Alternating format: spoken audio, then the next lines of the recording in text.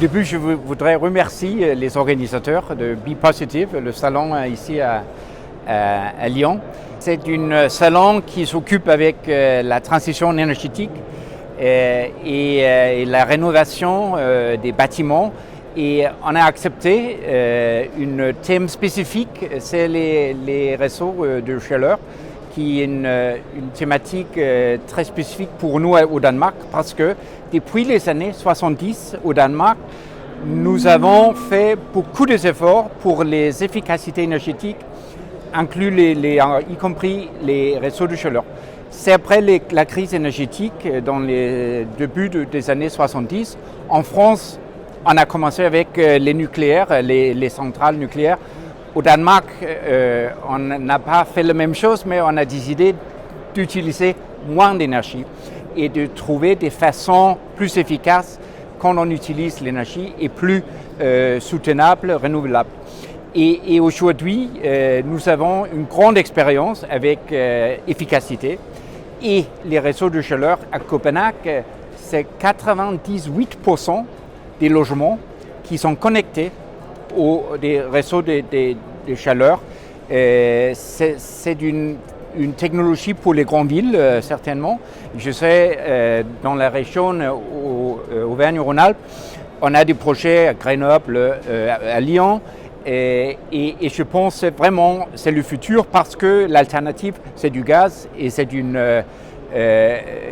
il y a des émissions de gaz en effet de serre, c'est-à-dire il faut trouver des sources non CO2 et ces chaleurs de réseau, c'est vraiment une façon moderne et efficace pour le réchauffement des bâtiments. Mais je pense en général, je suis très contente avec ce grand salon parce que la focalisation, la concentration, c'est exactement ce que nous avons besoin à l'avenir, c'est de discuter de l'énergie dans une façon alternative qu'avant.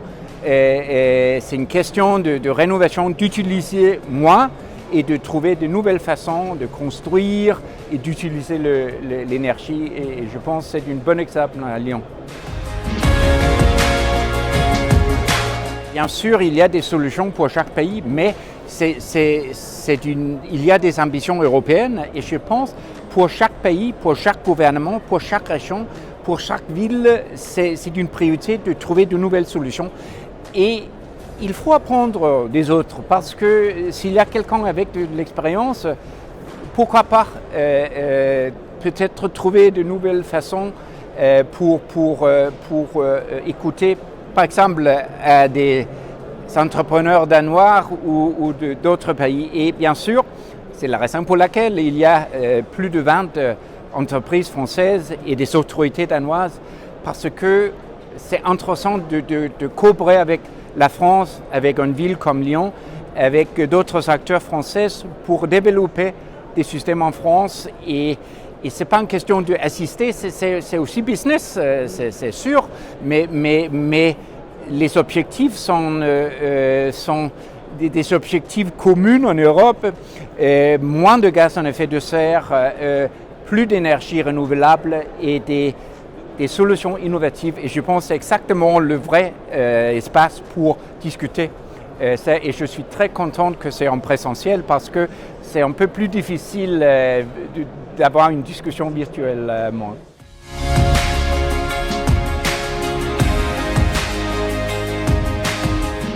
Bien sûr, c'est une combinaison, c'est moderne avec des réunions par ordinateur ou par téléphone, mais je pense quelquefois c'est important de faire des rencontres physiquement. Et ici, c'est un salon très technique. Il y a dans tous les stands des petits trucs. Moi, je ne comprends pas bien les techniques, mais c'est pas seulement une discussion politique, c'est aussi une question des trucs, des choses à utiliser pour faire des solutions. Et c'est vraiment nécessaire avec une vision réelle des solutions parce qu'il existe et ici c'est très concret. Et j'aime bien la combinaison.